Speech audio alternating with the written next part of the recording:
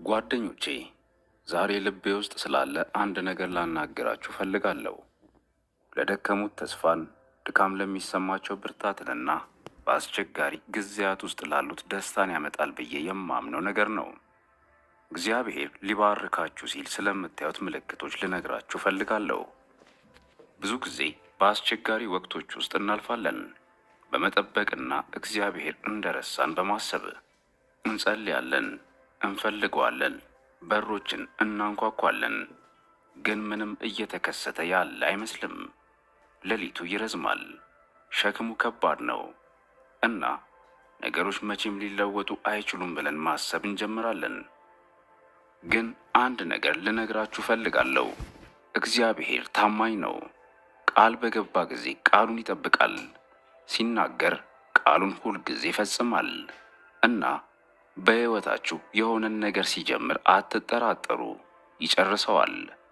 በእውነት ብዙዎቻችሁን እግዚአብሔር መገመት በማትችሉት መንገድ ሊባርካችሁ እየተዘጋጀ ነው። በረከቱ ከመምጣቱ በፊት እግዚአብሔር በሕይወታችሁ ሊንቀሳቀስ እንደሆነ የሚያሳዩ ግልጽ ምልክቶች አሉ። እግዚአብሔር ሊባርካችሁ እንደሆነ የሚያሳየው የመጀመሪያው ምልክት ያልተለመደ ተቃውሞ ሲገጥማችሁ ነው። ጠላት የትም የማይሄዱትን አያጠቃቸውም። ሌባው ባዶ ቤት አይገባም። ፈተናዎች፣ ትግሎችና ተቃውሞዎች እየተጋፈጧችሁ እንደሆነ ካወቃችሁ ዲያብሎስ እግዚአብሔር በሕይወታችሁ ሊያደርግ ያለውን እንደሚያይ ምልክት ሊሆን ይችላል። ኢዮብ ጻድቅ፣ ታማኝና ቀጥተኛ የነበረ ቢሆንም ከባድ መከራ ደርሶበት እንደነበረ እስቲ ያስቡት። በመጨረሻ ግን እግዚአብሔር ያጣውን በእጥፍ መለሰው። አንዳንዶቻችሁ አሁን በእሳቱ መካከል ናችሁ። እናም እግዚአብሔር የተዋችሁ ይመስላችኋል። እኔ ግን እላችኋለሁ እግዚአብሔር አልተዋችሁም። እሱ እየጠራችሁ ነው። ጠላት በረከት እየመጣ እንደሆነ ያውቃል እና እሱን ለማስቆም የተቻለውን ሁሉ እያደረገ ነው። ነገር ግን አይሳካለትም። ምክንያቱም በእናንተ ላይ የተሰራ መሳሪያ አይከናወንምና። እግዚአብሔር ሊባርካችሁ መሆኑን የሚያሳየው ሁለተኛው ምልክት ሰዎችን ከሕይወታችሁ ማስወገድ መጀመሩ ነው። ይህ ለብዙዎቻችን ከባድ ነው። እግዚአብሔር ሁልጊዜ ከጎናችን ይኖራሉ ብላችሁ ከምታስቧቸው ሰዎች መለየት የጀመረበት ጊዜ አለ። ጓደኞች፣ ዘመዶች፣ የቤተሰብ አባላት ሳይቀሩ መንሸራተት ሊጀምሩ ይችላሉ እና ለምን እንደሆነ ትገረማላችሁ። ጌታ ሆይ የምወዳቸውን ሰዎች ለምን አጣለሁ ብላችሁ ትጠይቃላችሁ። ዛሬ ግን ስሙኝ፣ እግዚአብሔር ለታላቅ ነገር ሲያዘጋጃችሁ በሕይወታችሁ ፍሬ የማያፈሩትን ቅርንጫፎች ይቆርጣል። እግዚአብሔር ወደሚወስዳችሁ ቦታ ሁሉም ሰው መሄድ አይችልምና አንዳንድ ግንኙነቶች ለአንድ ወቅት ብቻ ናቸው። ሰዎች እየሄዱ ከሆነ አታሳዷቸው። እግዚአብሔር እናንተን ለተሻለ ነገር እንዳስቀመጣችሁ እመኑ። አንዳንድ ጊዜ ቅነሳ ለበዛ ነገር የመጀመሪያው እርምጃ ነው። እግዚአብሔር ሊባርካችሁ መሆኑን የሚያሳየው ሦስተኛው ምልክት በመንፈሳችሁ እረፍት እንድታጡ ያደርጋል። ይህ በነፍሳችሁ ውስጥ ይሰማችኋል። ለበለጠ ነገር እንደተፈጠራችሁ ታውቃላችሁ። በአንድ ወቅት በሚያስደስቷችሁ ነገሮች ላይ ፍላጎት ማጣት ትጀምራላችሁ። ልባችሁ ታላቅ የሆነ ዘላለማዊ ነገር መፈለግን ይጀምራል። ወዳጆቼ፣ እግዚአብሔር ሊባርካችሁ ሲዘጋጅ ባላችሁበት ቦታ ያውካችኋል። እሱ ካሰበላችሁ ባነሰ ነገር ውስጥ እንዳትቀመጡ መንፈሳችሁን ያነሳሳል። አንዳንዶቻችሁ አሁን እንደዚህ እየተሰማችሁ ነው። እናንተ ልትገልጹት አትችሉም። ነገር ግን እግዚአብሔር ከፍ ከፍ ላለ ነገር እያዘጋጃችሁ እንደሆነ ታውቃላችሁ። ከጀልባው ወጥታችሁ በውሃው ላይ እንድትሄዱ እየጠራችሁ ነው። ያንን እረፍት ችላ አትበሉ። ለሚመጣው ነገር የሚያዘጋጃችሁ የእግዚአብሔር መንገድ ነውና። እግዚአብሔር ሊባርካችሁ እንደሆነ የሚያሳየው አራተኛው ምልክት እምነታችሁን መፈተኑ ነው። እግዚአብሔር ሊባርካቸው ያሰባቸውን ሰዎች እምነት መፈተሽ እንዴት ይወዳል! አብርሃምን ተመልከቱ። እግዚአብሔር ወንድ ልጅ እንደሚወልድ ቃል ገባለት። ይስሐቅም በመጨረሻ በተወለደ ጊዜ እግዚአብሔር አብርሃምን አንድ ልጁን እንዲሰዋ በመጠየቅ ፈተነው። እንዴት ያለ ፈተና ነው! አብርሃም ግን ታዘዘ። በእምነቱም ምክንያት እግዚአብሔር ከመጠን በላይ ባረከው። አንዳንዶቻችሁ እምነታችሁ በሚፈተንበት ወቅት ላይ ትገኛላችሁ። ነገሮች ለምን እንደተከሰቱ አይገባችሁም። እኔ ግን ልንገራችሁ፣ እግዚአብሔር ምላሻችሁን እየተመለከተ ነው። የተስፋውን ቃል ማየት በማትችሉበት ጊዜ ታምናላችሁ። በዙሪያችሁ ያሉት ነገሮች ሁሉ ሊርቋችሁ ሲሉ በሱ ትታመናላችሁ። ይህን ፈተና ካለፋችሁ በረከቱ ጥግ ላይ ናችሁ። እግዚአብሔር ሊባረካችሁ እንደሆነ የሚያሳየው አምስተኛው ምልክት ድንገተኛ ዕድሎችን ይሰጣችኋል። አንድ ቀን ዮሴፍ ታስሮ ነበር። በማግስቱም በፈርዖን ፊት ቆመ። አንድ ጊዜ ዳዊት በጎች ይጠብቅ ነበር። ቀጥሎ ደግሞ ንጉሥ ሆኖ ተቀባ። ጊዜያችሁ ሲደርስ እግዚአብሔር ማንም የማይዘጋውን በሮች ይከፍትላችኋል። እሱ በትክክለኛው ጊዜ ከትክክለኛ ሰዎች ጋር ያገናኛችኋል። አንዳንዶቻችሁ ለዓመታት ስትጠብቁ ኖራችኋል እና ምንም እየተፈጠረ ያለ አይመስልም። እኔ ግን እላችኋለሁ፣ እግዚአብሔር ሲንቀሳቀስ በድንገት ይንቀሳቀሳል። ታማኝ ሁኑ፣ የእርሱን ጥሪ አድርጉ። ጊዜው ሲመጣ በፍጥነት ይከሰታል እና ወደ በረከቱ ለመግባት ዝግጁ መሆን አለባችሁ። እግዚአብሔር ሊባርካችሁ እንደሆነ የሚጠቁመው ስድስተኛው ምልክት እሱ የገባውን ቃል በጨረፍታ ማየት መጀመራችሁ ነው። እስራኤላውያን ወደ ተስፋይቱ ምድር ከመግባታቸው በፊት ሰላዮቹ ገብተው ወተትና ማር የምታፈሰውን ምድር ተመለከቱ። በረከቱ ከመምጣቱ በፊት እግዚአብሔር ብዙ ጊዜ ቅድመ እይታ ይሰጣችኋል። ትንሽ ግኝቶች፣ ትንሽ ማረጋገጫዎች፣ እሱ እየተንቀሳቀሰ መሆኑን የሚያሳዩ ምልክቶችን ማየት ትጀምራላችሁ። ምናልባት አንድ ሰው በሕይወታችሁ ውስጥ አንድ ቃል ይናገራል። ምናልባት ትንሽ በር ይከፈታል። እነዚህን አፍታዎች አታስመልጡ። እነዚህ ምልክቶች እግዚአብሔር ከበስተጀርባ እንደሚሠራ፣ ለበረከታችሁ ነገሮችን እንደሚያዘጋጅ ነው የሚያሳዩት። እነዚህን ብልጭታዎች ያዙ፣ ምክንያቱም የሚመጣው ነገር ማስረጃዎች ናቸውና። እግዚአብሔር ሊባርካችሁ የሚጠቀመው ሰባተኛውና የመጨረሻው ምልክት በማይናወጥ ሰላም ይሞላችኋል። ምንም እንኳን ነገሮች ትርጉም በማይሰጡበት ጊዜ፣ ማዕበሉ በዙሪያችሁ በሚናወጥበት ጊዜ እንኳን ከሁሉም ማስተዋል በላይ የሆነ ሰላም ይሰማችኋል። እግዚአብሔር እንደሚቆጣጠር በልባችሁ ታውቃላችሁ። ይህ ሰላም ጦርነቱ ድል እንደተነሳ ግኝቱ አስቀድሞ በመንገድ ላይ መሆኑን የሚያሳይ ምልክት ነው። አንዳንዶቻችሁ ተጨንቃችኋል፣ ፈርታችኋል። ነገር ግን እግዚአብሔር ዛሬ ይላችኋል፣ ዝም ብላችሁ እኔ አምላክ እንደሆንኩ እወቁ።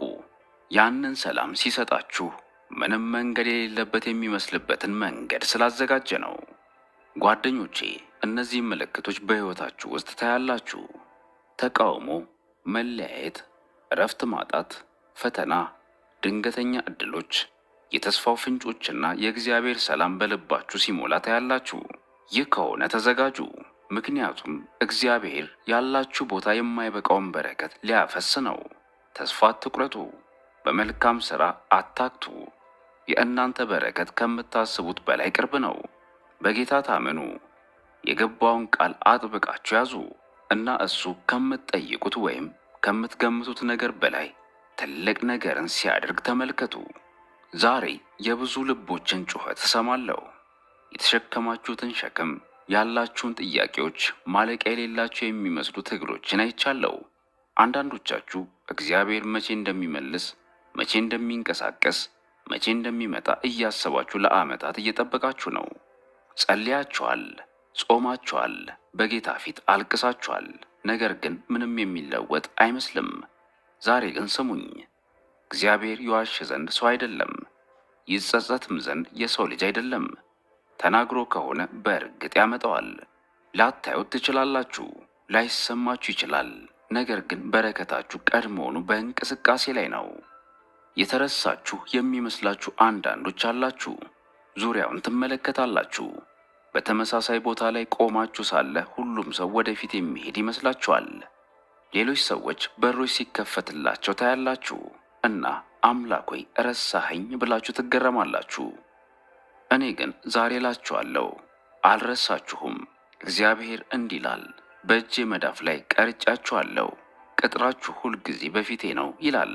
እያጋጠማችሁ ያለው ዝምታ የእግዚአብሔር ቸልተኝነት አይደለም፣ የእርሱ ዝግጅት ነው። ምንም ነገር ሲከሰት ስላላያችሁ ብቻ እግዚአብሔር አይሰራም ማለት አይደለም። የታላቁ ሕንፃ መሠረት በድብቅ ከመሬት በታች ምንም ማየት በማትችሉበት ቦታ ተቀምጧል። ነገር ግን ጊዜው ሲደርስ መዋቅሩ ይነሳል እና ሁሉም የተገነባውን ያያል። ያለፈ ሕይወታችሁ ከበረከቱ እንዳላቀቃችሁ የሚሰማችሁ ሌሎችም እዚህ አላችሁ። ስህተት ሰርታችኋል፣ ወድቃችኋል፣ የምታፍሩበትን ነገር ሰርታችኋል እና ጠላት በጆሮአችሁ ይንሸኳሾካል። እግዚአብሔር አይባርካችሁም፣ የምትሉትን አይሰማም ይላል። ነገር ግን አምላካችን የኩነኔ አምላክ እንዳልሆነ ነግራችኋለሁ። እርሱ የጸጋ አምላክ ነው። ፍጹማን የሆኑትን ብቻ ቢባርክ ማናችንም ብንሆን ምንም አንቀበልም ነበር። ጴጥሮስን ተመልከቱ። ኢየሱስን 3 ጊዜ ካደ። ሆኖም እግዚአብሔር ቤተ ክርስቲያንን ለመመስረት ተጠቅሞበታል። እስቲ ጳውሎስን ተመልከቱ። ክርስቲያኖችን ይጎዳ ነበር። ሆኖም አምላክ ሙሉ በሙሉ ቀይሮ እስከ ዛሬ ከኖሩት ሐዋርያት ሁሉ የላቀ ቦታን ሰጥቶታል። ያለፈው ጊዜያችሁ የወደፊታችሁን አይገልጽም። የኢየሱስ ደም ሸፍኗችሁ ተቤዥቷችኋል፣ ነፃም አውጥቷችኋል። እግዚአብሔር ሊባርካችሁ ሲወስን ምንም አይነት ስህተት፣ ውድቀት፣ ጉድለት ሊያቆማችሁ አይችልም። አንዳንዶቻችሁን በእምነት እንድትወጡ እየጠራችሁ ነው። ነገር ግን ፍርሃት ወደ ኋላ እየከለከላችሁ ነው። በመንፈሳችሁ ውስጥ ያለው ጉተታ የበለጠ ነገር ለመስራት ወደ ጥልቁ ለመግባት ጥሪው ይሰማችኋል። ጴጥሮስ ከታንኳው ሲወጣ ማዕበሉ አሁንም አለ፣ ነፋሱ አሁንም እየነፈሰ ነበር። ነገር ግን አይኖቹን ኢየሱስ ላይ ስላደረገ በውሃ ላይ ሄደ። አንዳንዶቻችሁ ከመንቀሳቀሳችሁ በፊት ፍጹም እንዲሆኑ ሁኔታዎችን እየጠበቃችሁ ነው። ነገር ግን እግዚአብሔር እንዲህ እያለ ነው፣ አሁን ውጡ፣ አሁን እመኑኝ። በረከቱ ከታዛዥነታችሁ ማዶ ነው። በጥቃቅን ነገሮች ታማኝ የነበራችሁ አንዳንዶች አላችሁ። እግዚአብሔር ታማኝነታችሁን እንኳን አይቶ ይሆን ብላችሁ ትጠራጠራላችሁ። በድብቅ አገልግላችኋል፣ ከሰው እይታ ውጪ ሰጥታችኋል። እናንተ ራሳችሁ በችግር ላይ ሳላችሁ ለሌሎች ጸልያችኋል። እኔ ግን እላችኋለሁ ሁሉንም ነገር እግዚአብሔር ያያል። አንድም እንባ፣ አንድም መሥዋዕትነት፣ አንድም የታዛዥነት ተግባር ሳይስተዋል አይቀርም። መጽሐፍ ቅዱስ በመልካም ሥራ አትታክቱ፣ ተስፋ አትቁረጡ፣ በጊዜው ታጭዳላችሁና ይላል። የእናንተ ወቅት እየመጣ ነው፣ አዝመራችሁም እየመጣ ነው። ከተስፋ መቁረጥ ጋር እየታገላችሁ ላላችሁ ሰዎች ጌታ ይናገራል። አጥብቃችሁ ይዛችሁ ነበር፣ ግን ደክማችኋል። ታምናችሁ ነበር፣ ግን ደክማችኋል። ታምናችሁ ነበር፣ ነገር ግን ተስፋችሁ እየከሰመ ነው። ጌታ ዛሬ ይላችኋል፣ አይዟችሁ፣ አይዟችሁ፣ በሄዳችሁበት ሁሉ እኔ ከእናንተ ጋር ነኝና አትፍሩ ወይም አትደንግጡ። ጠላት በረከቱ ከመምጣቱ በፊት እንድትተውት ይፈልጋል። ነገር ግን መጽናት አለባችሁ። ሌሊቱ ጨለማ ሊሆን ይችላል፣ ግን ንጋት እየመጣ ነው። አውሎ ነፋሱ ኃይለኛ ሊሆን ይችላል፣ ግን ለዘላለም አይቆይም። እግዚአብሔር አሁንም በዙፋኑ ላይ ነው እና ለእናንተ የገባውን ቃል አልረሳውም። አንዳንዶቻችሁ መለኮታዊ ተሐድሶን ልታዩ ነው። ነገሮችን አጥታችኋል። ጊዜያችሁን፣ ግንኙነታችሁን፣ ገንዘባችሁን፣ ዕድሎችን። ነገር ግን የምናገለግለው አምላክ የተሐድሶ አምላክ ነው። አንበጣ የበላባችሁን ዓመታት እመልሳለሁ ይላል።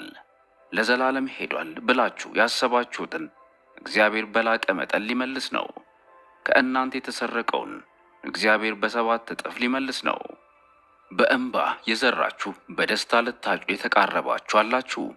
መጽሐፍ ቅዱስ በእንባ የሚዘሩ በእልልታ ያጭዳሉ ይላል። እንባችሁ አልጠፋም፣ ጸሎታችሁ ከንቱ አልነበረም። እግዚአብሔር እንባዎችን ሁሉ አቁሟል። እናም ሐዘናችሁን ወደ ደስታ፣ ስቃያችሁን ወደ ዓላማ ሊለውጥ ነው። የእስራኤልን ልጆች አስቡ። በተስፋ ምድራቸው ጫፍ ላይ ቆሙ እና ምን አዩ? ግዙፍ ግድግዳዎችንና የማይቻሉ እንቅፋቶችን። ወደ ኋላ መመለስ ይችሉ ነበር እና አንዳንዶች ይፈልጉ ነበር። ነገር ግን ያመኑት፣ ጸንተው የቆሙት፣ እግዚአብሔር ከእኛ ጋር ነው እና በደንብ እንችላለን ያሉት ወደ በረከት ምድር የሄዱት ናቸው።